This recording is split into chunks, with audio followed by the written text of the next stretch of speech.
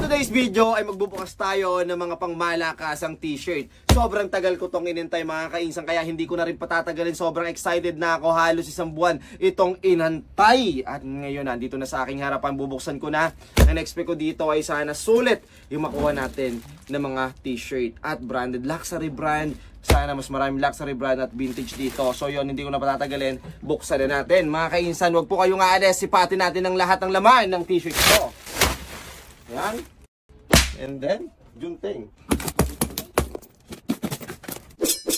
Yan na. Naamoy ko na. Unang bunot, mga kainsan. Wow! Nakadali tayo ng vintage fruit of the loom made in USA. Wow! Jackpot dito mga kainsan. Napakamahal po niyan. Next naman natin, kulay blue. Wow! Ito ay 100% cotton. Solid yung print. Ayan, pilihan muna natin. Sulit ata kasi starting pa lang, hindi na tayo nabigo. Gildan. Ito ay dry blend large. Wow. Solid ang mga graphics ng print. Panalo. And then yung condition niya, mga brand new condition pa mga kainsan.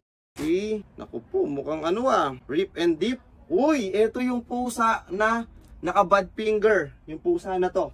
Pakita ko sa inyo mga kainsan, yung pusang gala na to. Ayan po. Ayan yung... Alright. Pero hindi naman doon ganun kamahalan yan. Mura lang yan. Wow! Eto na, naka-jackpot na tayo ng isang Marvel versus Capcom. Ayan, nakakuha tayo ng isang Marvel. Nice one. Anong mga inaantay natin? Ito Old Navy branded din naman to. So, syempre kukunin natin yan.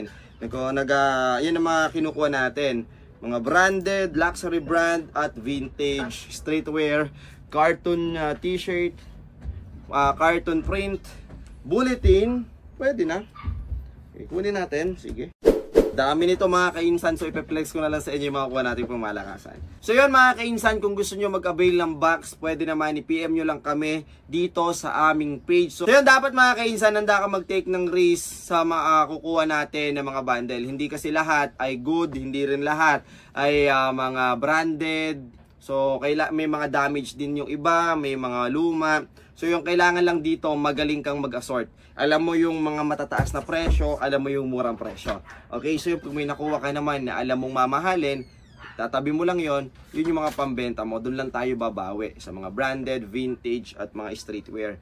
So yon, marami naman, sobrang daming laman nito at sasabihin ko sa inyo mamaya kung ilang piraso to lahat. Okay? Ayan, tingnan nyo mga kainsan, solid naman yung mga printing nito. And then yung condition niya, brand new condition. Ganda ng print. Vans, so di ba? Wow, ayan, nakatisod tayo ng isang branded Vans. Wow, Kirkland. Ito, vintage to, single stitch yung neckline niya.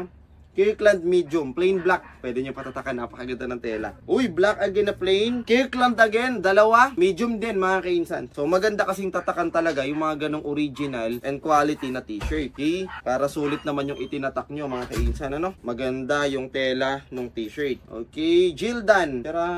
Disney. Magaganda naman yung laman, syempre. Yun, nakakuha tayo ng Pax Racing. Ganda ng likod. Yan, solid. Tabi natin yan. Grabe naman yung mga biglang sumusulpot na yon. Gildan Ultra Cotton Large. So mga kainsan, mga Gildan fruit of the loom, pero the best fruit of the loom na mga USA. May iba-iba silang clear tags. Doon mo malalaman kung anong years yung t-shirt na yon. Okay? Kung ano yung made of manufacture niya. Okay, next tayo dito naman sa Kanawa. So, yung mga ganito, ng mga good din, wala po itong mga issue, gas-gas butas. So mabebenta nyo pa yan ng maganda. So 180, 150 pa benta niyan. So pinakamura na yung 150 pag tumawad. Ito, Onyeta Flower Tea, made in USA. Ganda nito. So ito po yung tags niya. Yan, napakaganda. Panalo yan. So ito next natin, sobrang solid din ito, Mitchell & Ness. Yan. And then ito yung kanyang label. So yan, nakaprint dito sa baba. Post ko na lang dito para mas makita nyo. Next, Gildan. Yan, State. Daming sponsors. Ayun, next tayo, Fila. So yan, hindi naman vintage yung Fila na yan, pero branded pa rin. Wow! Indiana Jones. Nakuha tayo ng Indiana Jones. Napakalupit. Solid yung print. No crack prints.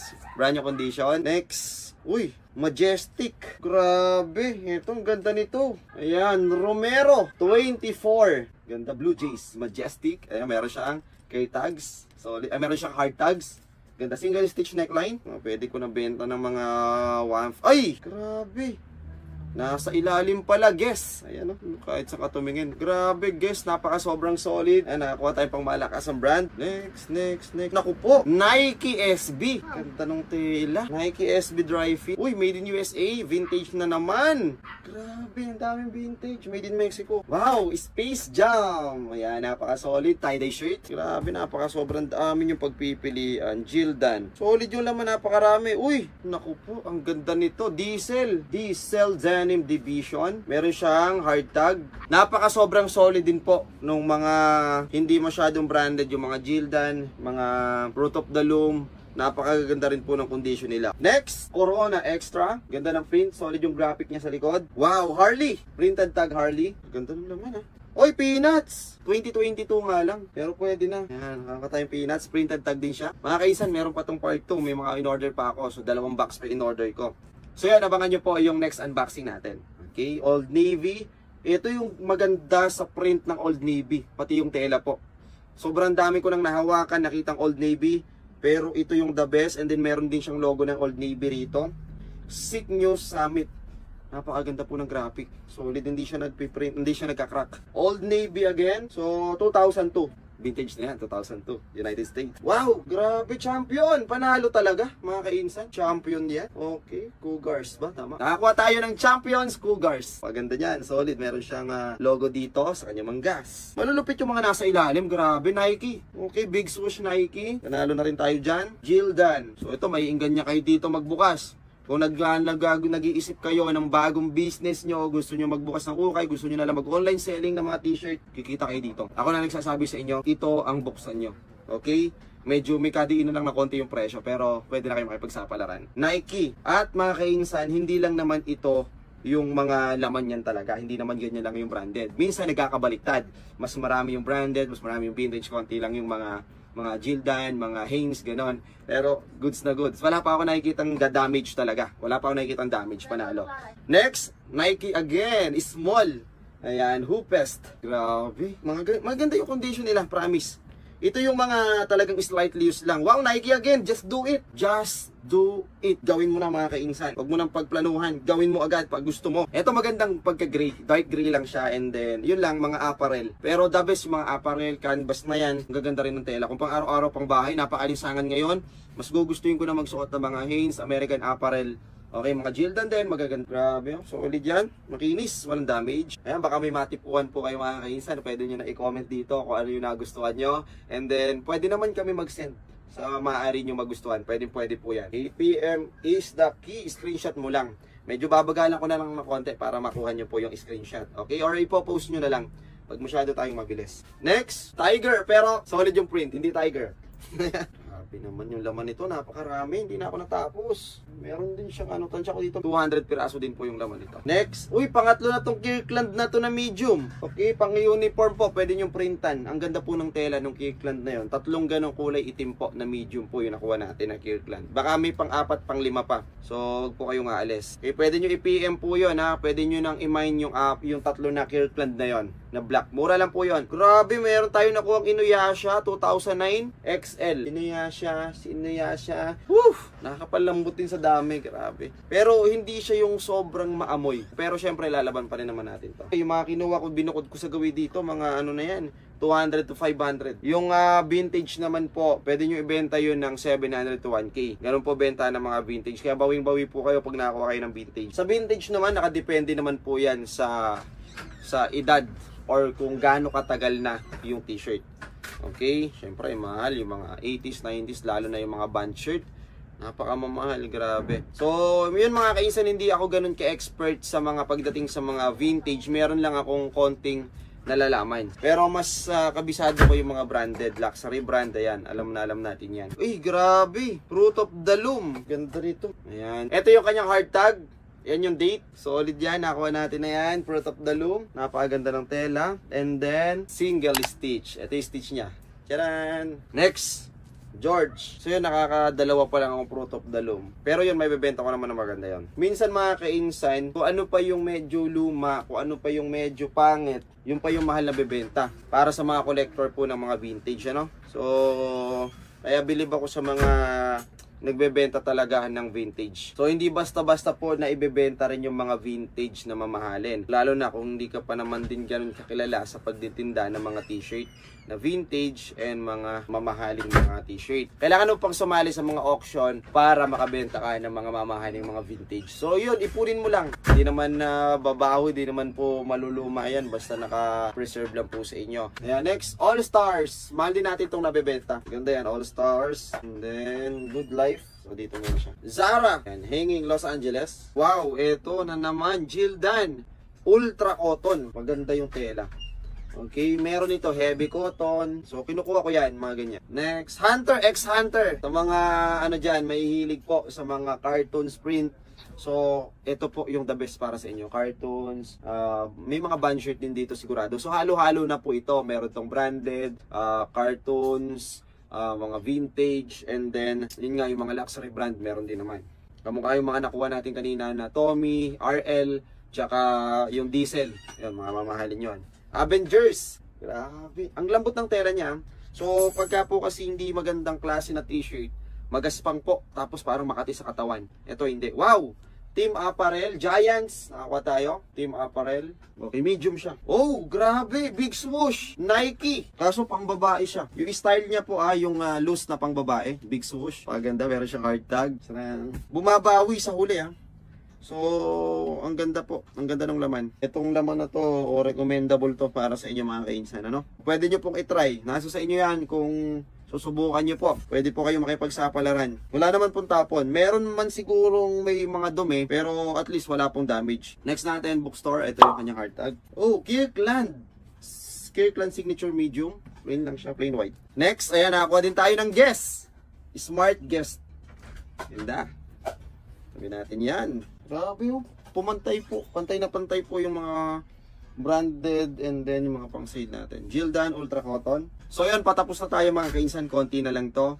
Hanes Comfort Blend. Sana makatisod pa tayo kahit isa na lang. Isang na lang na vintage. Gildan Large. Next. Ayan, BTS X McDo. Yabang ano. Ganda ng mga t-shirt natin. Grabe. Ito pang sale lang yan. 150. Mountains. Ito yung ating dry fit. Next, nakakuha ulit tayo ng Rip and Dip 2022. Yan yung pusa na naka-bad finger. So yun, ito na lang yung mga natira mga kainsan. Silipin na lang natin sa loob. Tommy Hilfiger. Uy! Grabe! Sana vintage to na Levi's. Ayun, nakakuha tayo ng isang Levi's. Thank you. Hanggang dulo pa naman, kumakarayo pa rin. So yan, nakakuha tayo ng Levi's, Tommy Hilfiger. Ganda, grabe. Uy, Tommy again. Tommy Hilfiger again. Ito naman, Canvas. And yan, mga iba-ibang brand na yan. Ito, nakakuha tayo ng Neon Riot. Pwede na to.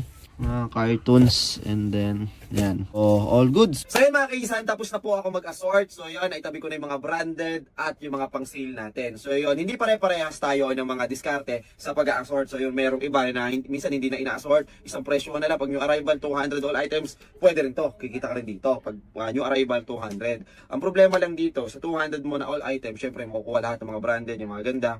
Pero all goods na rin yun. Okay, mabilisan nga, pwede. So yung matitira, tsaka mo lang isisil ng 150, pababa ng pababa, 100 hanggang 50, hanggang sa umabot sa 341,000. Okay, so ang nabuksan natin mga kainsan, ito yung binukod ko muna na pang sale. Kasi ang benta ko lang nito, 149 pesos. Okay, so sabihin mo na yung 49, alisin mo na kasi free shipping fee ako. So tinamis ko lang siya sa 100. Yung nakuha ko is 120 peraso. Yun na ibukod natin na pang sale. 120 peraso time is 100, so 12,000 po siya. 12K. So yung mga kainsan, sabihin mo na iyaan na yung tubo mo. Okay? And then, ito naman sa mga branded natin, 143. Wow! Mas marami yung mga branded, vintage, yung mga napilian ko. Sabi ko nga sa inyo, meron tayong iba't ibang diskarte sa pag-assort. So, ito yung mga nakuha ko is, kinumpute ko lang din naman sa 200 pesos. Okay? Para naman na may idea lang po kayo. Pero pwede nyo pang ibenta to na mas mataas doon. Okay? So, kukunin pa naman natin yung mga brand new condition dyan.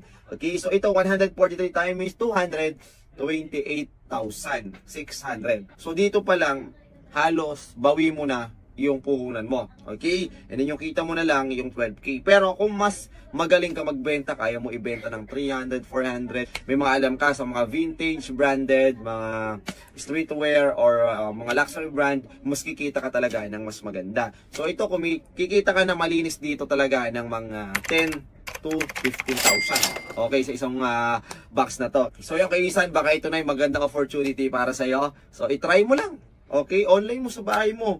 Syempre, kung gusto mo naman ng maibenta na maganda kagaya ko, nilalaban ko muna, pinaplansya, dumadaan pa sa another process itong mga t-shirt na to. Kaya yung iba ay binebenta ko na ng mga 400, 500 ng mga free shipping fee. So yun mga kainsan, PM na lang po kayo sa may mga gusto. Okay? So comment down below sa mga interesado, comment how. And then pag nag-comment ka ng how sa ibaba, may mag-PPM sa'yo na admin. So yun, thanks for watching mga kainsan. So yun, gagawin ko na lang kada unboxing ko, ipeplex ko na lang po sa inyo. Okay? Para naman magka-idea po yung ating mga kainsan. Tayo naman, hindi naman tayo madamot magbigay ng tips at mga ideas sa mga ukay kasi marami na rin ako experience sa mga ganyan.